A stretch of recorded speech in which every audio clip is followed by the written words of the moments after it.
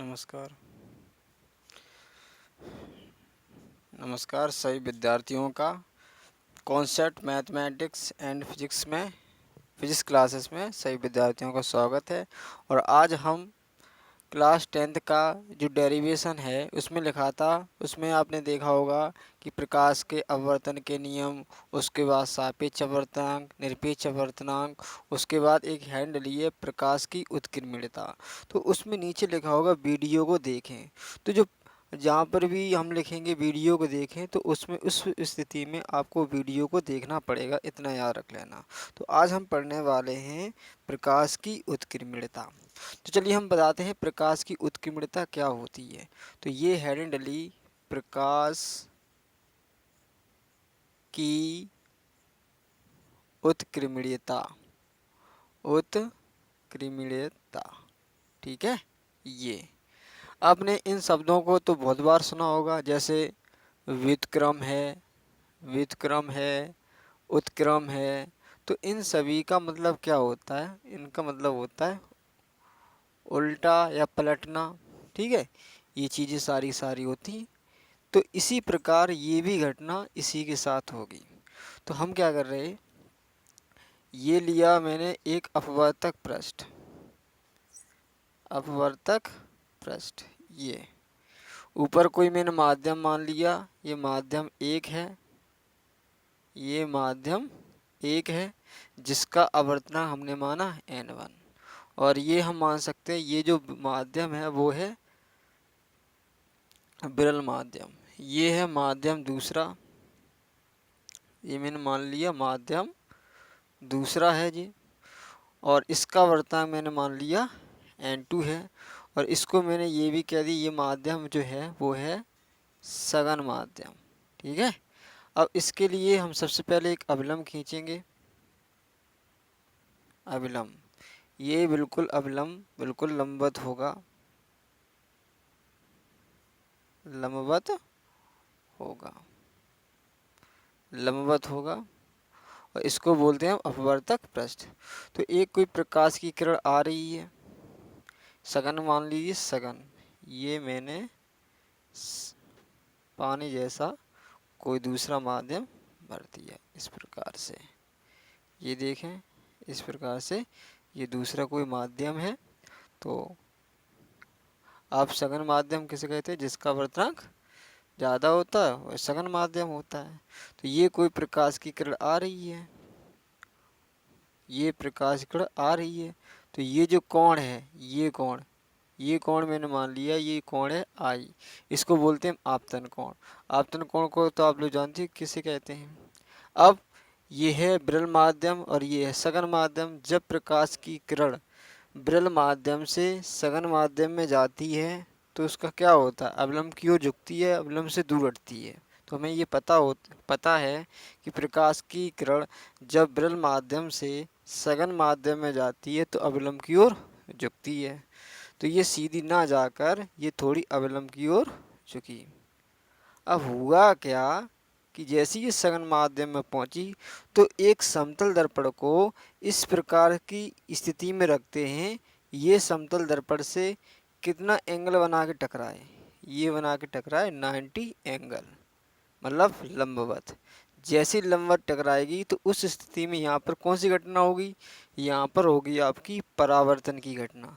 तो परावर्तन की घटना क्या होती है कि आपतन कोण का मान परावर्तन कोण के बराबर होता है। अब थोड़ा यहाँ पर हम कॉन्सेप्ट सीख लेते हैं। कॉन्सेप्ट देखना, मैंने मान लिया कि ये कोई समतल दर्पण है और समतल दर्पण पर जो भी दर्पण होता है उस पर हमेशा परावर्तन की घटना होती है।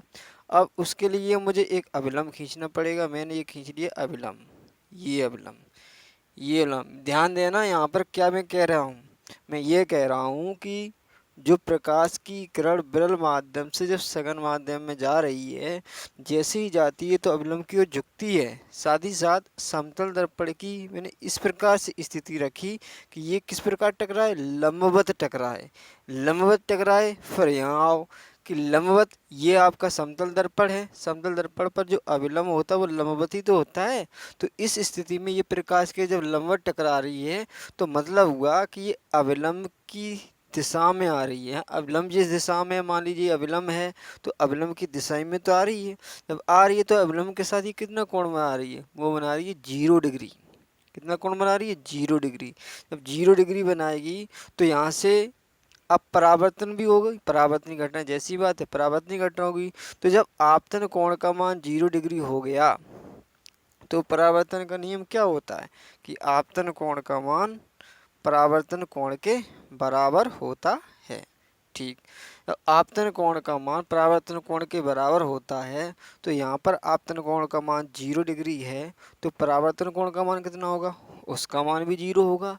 अर्थात यहाँ पर अगर आई का मान 0 है तो आर का मान भी कितना होगा, 0। तो मतलब हुआ कि प्रकाश की किरण जिस दिशा में आएगी या जिस मार्ग पर आएगी वो उसी मार्ग में वापस लौटे, तभी तो 0 एंगल बनेगा। ऐसा ही यहाँ पर होगा, ऐसा यहाँ पर होगा। तो जैसी लंबवत टकराती है तो प्रकाश की किरण उसी मार्ग में वापस लौट जाती है। ये देखो वापस लौट गई। तो जब ये प्रकाश किरण आ रही थी तब यहाँ पर अपवर्तन कोण का मान मैंने मान लिया कि स्मॉल आर है। ये सारे के सारे आपको दिखाई देती है। अब डेरिवेशन करते हैं। डेरिवेशन सबसे पहले प्रकाश की किरण किस माध्यम से किस माध्यम में जा रही है, वो जा रही है प्रकाश की किरण विरल माध्यम से सघन माध्यम में, या ऐसे भी कह सकते हैं माध्यम 1 से माध्यम में 2 में जा रही है। तो लिखेंगे जब प्रकाश की किरण माध्यम 1 से, इस साइड से बना लेना चित्र, 1 से माध्यम 2 में जाती है, 2 में जाती है, तब स्नेल के नियम के अनुसार, स्नेल के नियम से देखो माध्यम 1 से 2 में जा रही तो सपोज इस ये नहीं है, इसको आप थोड़ा समय के लिए भूल जाओ। ये जो वापस लॉटरी अब जा रही है तो ये कोण आपका आपतन कोण होगा और ये आपका अपवर्तन कोण होगा। तो क्या होती है, आपतन कोण की ज्या अपॉन अपवर्तन कोण की ज्या का अनुपात, जो अपवर्तनांक या नियतांक होता है। तो अपवर्तनांक क्या होगा, एक माध्यम से दूसरे माध्यम में जा रही है तो लिखेंगे 1 और 2, समीकरण नंबर पहला। अब समतल दर्पण मिला, समतल दर्पण से लंबवत ये प्रकाश की किरण टकराई तो उसी मार्ग पर ये वापस लौट गई। जब वापस लौटेगी तो ये वाले सिंबल को हम थोड़े समय के लिए हम इग्नोर कर सकते हैं। और जब इग्नोर कर सकते हैं तो ये आपका जो बिंदु होगा वो आपका आपतन बिंदु होगा। तो आपतन बिंदु पर ये किरण आ रही है तो इस स्थिति में जब माध्यम 2 से जब माध्यम 1 में प्रकाश किरण जाएगी तो यही किरण आपकी एक आपतित किरण की भांति कार्य करने लगेगी। तो यहाँ पर देखें, अब लिखेंगे जब प्रकाश की किरण अब किससे किस में जा रही है, माध्यम 2 से माध्यम 1 में, माध्यम 2 से माध्यम 1 में जाती है या गति करती है, एक ही बात होती है। तब स्नेल के नियम के अनुसार, स्नेल के नियम के अनुसार या नियम से लिख लो, नियम से इतना लिख लो, ठीक है। अब ये आपतित किरण की भांति कार्य करने लगेगी यही किरण, तो ये कोण फिर किस भांति की तरह कार्य करने लगेगा, ये करने लगेगा आपका आपतन कोण की भांति। लिखेंगे साइन आर अपॉन, तो ये किरण एक अपवर्तित किरण बन जाएगी। जब ये अपवर्तित किरण बन जाएगी तो ये वाला कोण आपका कौन सा कहने लगेगा, अपवर्तन कोण। क्या कहने लगेगा, अपवर्तन कोण। तो यहाँ लिखेंगे साइन आई। अब जारी प्रकाश के माध्यम 2 से माध्यम 1 में, तो लिखेंगे 2n1 समीकरण नंबर सेकंड। समीकरण फर्स्ट इंटू सेकंड, दोनों को क्या करते हैं हम, गुणा करते। तो करो गुणा, sine i upon sine r into sine r upon sine i बराबर 1n2 इंटू 2n1। तो यहाँ से हम देख रहे हैं साइन आर से साइन आर कैंसिल, साइन आई से साइन आई कैंसिल, तो बचेगा क्या हमारा, तो यहाँ बचेगा हमारा 1 बराबर 1n2 इंटू 2n1। तो यहाँ लिखेंगे हम 2n1 equal to 1 upon 1n2। ये हमारा सूत्र आ जाता है। ध्यान रहे ये सूत्र हमसे बहुत कुछ कहता है, बहुत कुछ। अभी हम बताएंगे ये क्या क्या कहता है।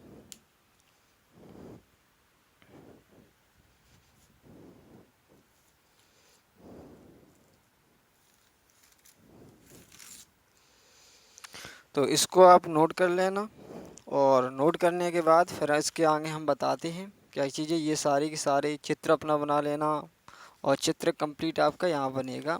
इसको पूर्ण रूप से दोनों तरीके से आप बनाएंगे। ये किरण आ रही है, जा रही है, ठीक है। अब ये आपका कंप्लीट बनता है, और ये जो लाइनें हैं वो एकदम सीधे आपकी स्केल की सहायता से बनाएंगे। ये भी स्केल की सहायता से बनाएंगे, ये भी स्केल की सहायता से, और थोड़ा झुका देंगे। कैसे कर दें, झुका देंगे, इतना याद रखना। अब हम आगे चलते हैं। आगे हम बताएं ये हमसे सूत्र ये चिल्ला चिल्ला कर क्या कह रहा है। सबसे पहले हमारा जो सूत्र आया है वो ये आया है 2n1 equal to 1 upon 1n2, ये आया है। देखो सबसे पहले एक चीज़ ध्यान रखना, अगर यहाँ पर सूत्र 2 है तो देखो, अगर इस मान लीजिए अगर आपको दिया गया है 1n2, मान लीजिए कुछ भी दिया हो, और हमसे पूछा जाए 2n1 का मान बताओ, तो 2n1 का मान निकालते हमेशा उसका व्युत्क्रम होता है। तो इसको क्या लिखेंगे, 2 को पीछे कर देंगे, 1 को आगे कर देंगे, तो ये सूत्र होता है। अब फिलहाल तो यहाँ पर माध्यम 1 हमने माना, माध्यम 2 माना, तो ज़रूरी तो नहीं है कि माध्यम 1 और माध्यम 2 दिए जाएं। हो सकता है माध्यम 1 के स्थान पर वायु दे दे, हो सकता है माध्यम 1 के स्थान पर जल दे दे, हो सकता है माध्यम 1 के 2 के स्थान पर कांच दे दे, कुछ भी दे सकता है। तो लिखेंगे हम, क्या लिखेंगे, नोट में लिख लेंगे, यदि माध्यम 1 के स्थान पर वायु अर्थात एयर तथा माध्यम 2 के स्थान पर क्या हो, कांच हो, कांच यानी कि गिलास हो, तब तो माध्यम जो माध्यम 1 है उसके स्थान पर क्या, एयर, ए का मतलब ए हो जाएगा। तो हम यहाँ हम लोगों ने लिखा था अभी 2n1 बराबर 1 अपॉन 1n2, तो 2 के स्थान पर कौन है, कांच यानी गिलास, तो क्या लिखेंगे Gn। तो 1 के स्थान पर क्या है, वायु यानी कि ए, बराबर 1 अपॉन 1 के स्थान पर वायु और दूसरे स्थान पर गिलास। तो इस प्रकार का ये सूत्र हो सकता है। कांच के स्थान पर वो जल भी कह सकता है, कुछ भी कह सकता है, आप उसको समझ लेना। और ये ध्यान रहे, कोई भी अगर समस्या है तो आप हमसे शेयर कर सकते हो, पूछ भी सकते हैं। और यदि आप हमारे चैनल पर नए हैं तो सब्सक्राइब करें, जितनी भी वीडियो हम बनाएंगे वो सारी आपको नोटिफिकेशन मिलता रहे, जिससे कि आप कंटिन्यू क्लास लेते रहें। धन्यवाद।